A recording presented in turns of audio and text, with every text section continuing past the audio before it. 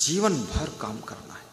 अभी 95 साल के एक व्यक्ति से भेंट हुई तो उनको मैंने उनके घर पर देखा, आनंद जिले में दाबोल में। फिर मैं भ्रमण करने जा रहा था, रास्ते में देखा। फिर मैंने मुड़ के देखा तो मेरे पीछे पीछे फिर आ रहे। तो मैंने कहा तुम जाओ।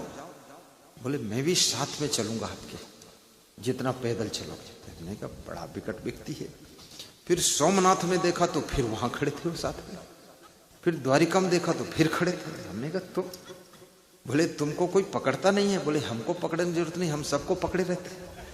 हाँ। तो उनके पुत्र जी बैठे हुए थे उनके पास में। मैंने कहा पास बैठो। तो पुत्र ने उनको माला पहनाया। हमने कहा पिताजी को माला पहनाओ। तो अपने पुत्र को ऐसे कर रहे थे। तो हमने कहा पुत्र को नमस्कार करते हो?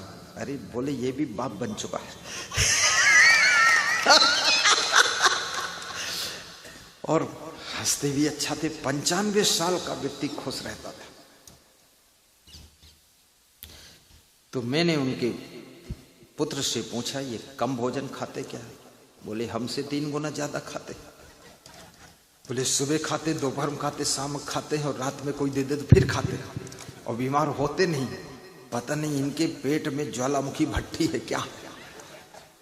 बोले ऐसा? बोले अमेरिका तक सब हो गए, कभी सर्दी जुकाम नहीं होता इनको, कुछ नहीं। वो भक्त है जगदीश भाई पटेल, कैलिफोर्निया अमेरिका का। उनके पिता हैं महान भक्त श्री पूजा भाई पटेल। 95 साल की उम्र में। बोले खेत में भी काम करने जाते हैं, वहां घास निकालते रहते। बोले कोई अहंकार नहीं है। जबकि मेरे अमेरिका में 6 होटल हैं गुरुदेव, 18 एकड़ जमीन अमेरिका में है, बहुत सारा सब कुछ है। लेकिन ये कहते हैं तुम हॉस्पिटल में देखना चाहते हो हमको कि घर में देखना चाहते हो? बोले घर में। बोले तो काम करने दो हमें, इसलिए काम करते रहो हमेशा। जब तक सांस है तब तक आस है, तब तक विकास है। जीवन भर कुछ काम करो, कुछ काम करो, जग में रहकर कुछ नाम करो, जग में रहकर कुछ नाम करो। जय हो, जय हो, जय हो, जय हो, जय हो, जय हो, जय जय जय जय जय जय जय। श्री देशराज सिंह मथुरा बहुत मिलिट्री के अफसर थे, मिलिट्री। इनकी पत्नी का नाम पिस्ताबाई था। और ये काजू बादाम हमेशा लाते हैं हमारे लिए। तो मैं पूछता हूँ पिस्ता भी है? बोले 2 पिस्ता है, पत्नी भी है। 2 बार घर पधरौनी किया। प्रोग्राम की भी इच्छा है, मथुरा में कराऊंगा। मथुरा के लिए सब, मथुरा भी तीर्थ है। जब ये प्रोग्राम करेंगे तीर्थ समिति वाला प्रोग्राम भी उसी में ज्वाइंट कर देंगे, बड़ा रूप हो जाएगा। जब हरि प्रसाद मीणा पुरस्कार में प्रोग्राम करेंगे ये भी उसी में ज्वाइंट कर देंगे ताकि कम खर्चा आए। शिवाधार जी जब बनारस में प्रोग्राम करोगे खड़े हो तो यही उसी में जोड़ दूंगा प्रोग्राम, ठीक। मेन दूल्हा तुम बन जाना, बाकी हम लोग बाराती रहेंगे। अच्छा रहता है। कहीं एक भी भक्त अगर अपना मिल गया ना, प्लेटफार्म मिल जाता है। तो मैं राम और सुग्रीव और लक्ष्मण की कथा को सुना रहा था। मैं कभी इरादा करके आता नहीं हूं कि आज क्या सुनाना है, कोई प्रसंग चुनकर लाता ही नहीं। जब माइक में मंत्र बोलता हूं, मंत्र बोलने के बाद आंख खुलती है, जो भी आत्मा से प्रेरणा होती है, क्षमा देव भगवान जो इशारा देते हैं वही सुनाना शुरू कर देता हूं।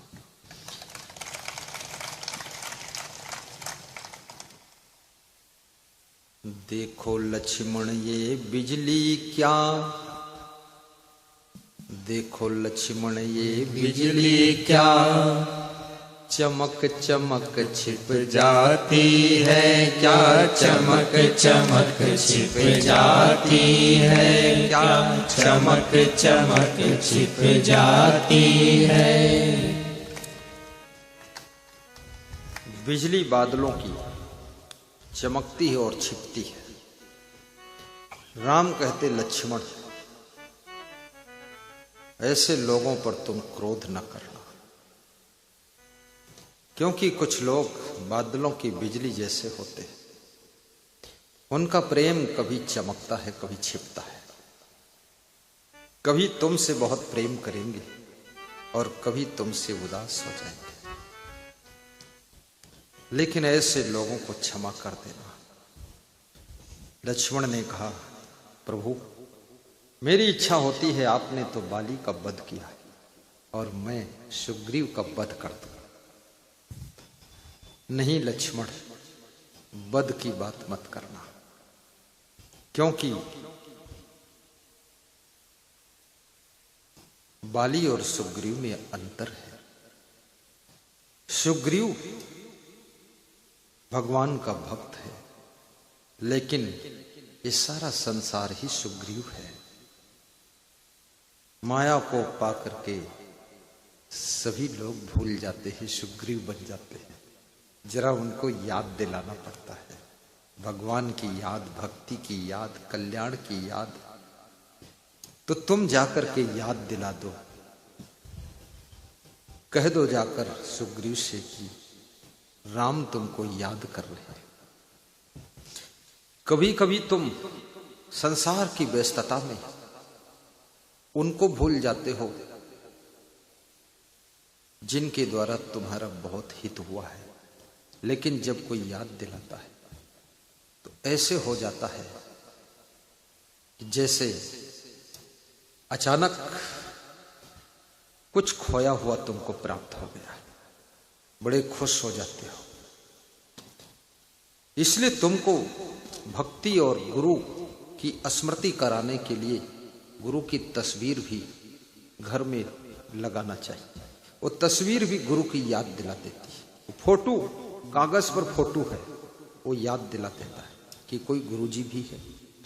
तुम्हारे गले में लॉकेट है, उसमें फोटो है, याद दिला देता है। वो कंठी, अरे गुरुजी की कंठी है। और याद रखना, जितना अच्छे तुम बन गए हो, इतना अच्छे बहुत बन गए हो, इससे और ज्यादा अच्छे बनने की जरूरत भी नहीं है।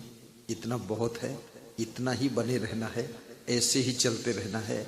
अब बहुत ज्यादा चिंता नहीं करना है, फर्स्ट क्लास में चल रहे हो, अभी इसके ऊपर छलांग लगाने की आवश्यकता नहीं है। बस इसी स्पीड में चलते रहो, आगे बढ़ते रहो। भक्ति जब पूर्ण हो जाती है तब आत्मा की मुक्ति हो जाती है, तब आत्मा की मुक्ति होती है। बोलिए सद्गुरु भगवान की जय हो।